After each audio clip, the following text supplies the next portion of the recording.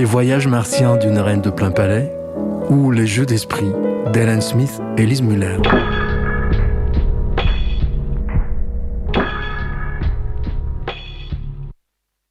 I studied linguistics as well.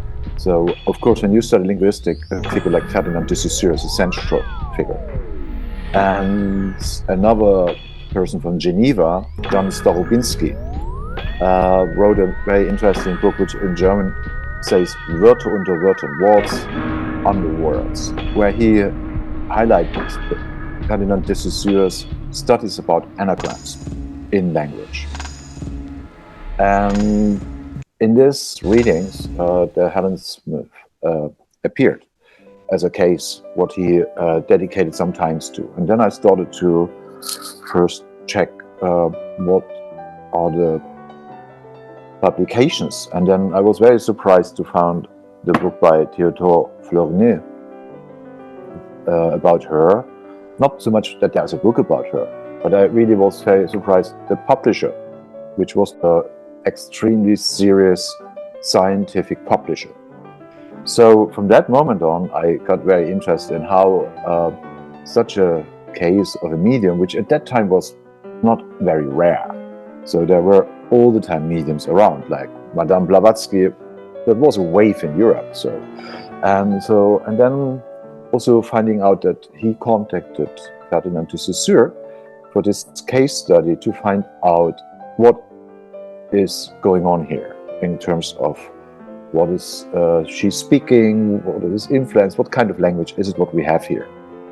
And so it started, and I dived into it and found it fascinating.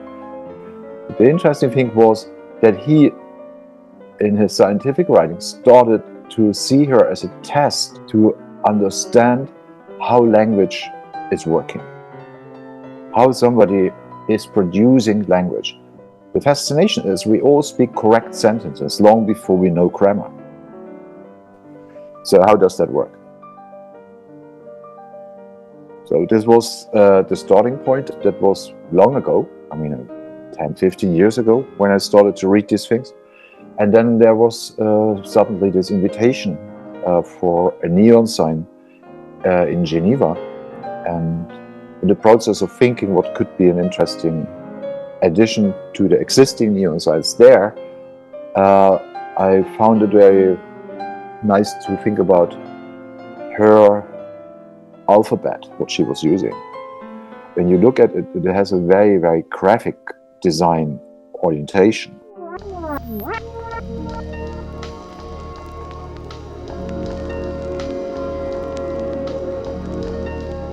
As you know, the neon is changing lights according to the distance what Earth has to Mars. So that is what is the question, if there's somebody coming down and helping us to read it. Red is when Mars is close, blue is when it's far. From a deep red to a deep blue, changing slowly according to distances. It doesn't mean that you have to see Mars, but the sign at night would tell you it's close, also if you have not a Mars appearance on the night sky.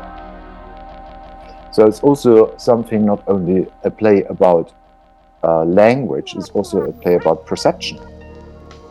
It's also something, what do we see and how is that what we see and not see affecting us. I can't pronounce it, because if I would pronounce it, I would tell you what it is. But I don't know what it is. I choose it totally for me, like somebody who cannot read the language. I was not pretending that I can read the language. So I was really choosing something what is also for somebody who could speak Martian, that's not able to read it. So it could be that somebody comes and say, I speak it, but this I cannot read. So I had the feeling that it found some interest, especially because you don't know what it means. Nothing raises more attention than a secret. A lot of people also think, because there is a similarity to Asian languages somehow for people, so they think it is something Asian. Also people came up with this idea. And I found the character of speculation which comes with this very important for the work. And I really like to create situations of speculation. If you see it as a memory, monument for her memory, I like that it is cryptic, because that's exactly what she is interesting for. You know, I'm quite happy if you don't know what it is.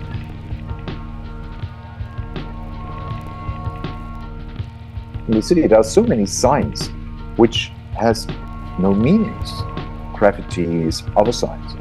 And when you walk through it and you pay attention to them, you see a different city, because they are manifestations of activities. I like this character that everything can be something else. Just you frame it differently. Just think about it as something else. Then it can be something. So this is the power of imagination, or the power of fiction, fictionalizing things, you know. And that is something what I do quite often in my works, that I play with the power of fiction, because this is the strongest power we have. A very interesting case is August Strindberg. Strindberg was very into kind of the speculation of ghosts and this kind of stuff. And because at that time photography was, as a medium, very new, and he was of course very interested in this. What Strindberg did was, he thought, okay, if this is the case, how photo is working, I just place photographic plates at night under a clear sky, and then I will see what is really out there.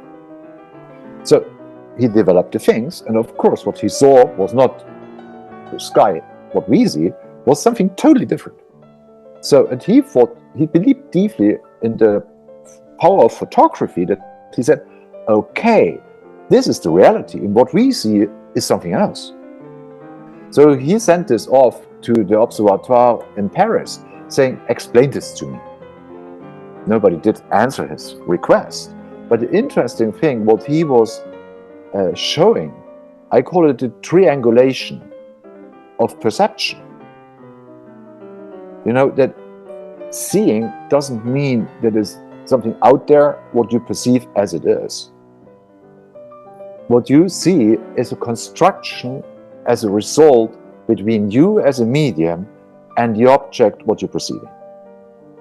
This thing what Strindberg did is just a nice anecdote, you know, and when you tell it, people would think, oh, the poor mad guy, he believed in these things, blah, blah, blah. But you can turn it upside down in a way that you think, okay, but this anecdote tells you something what is really an interesting thing, what is important for understanding how perception and the idea of what is seeing is working. And so I see it as with Mrs. Smith as well. She was speaking a language which she more or less invented, but he could study in this way the rules how a language is working when you want to invent it. There are rules when you invent a language. I don't know if you know it, there is a postcard about a sign, right? I can just show him to you.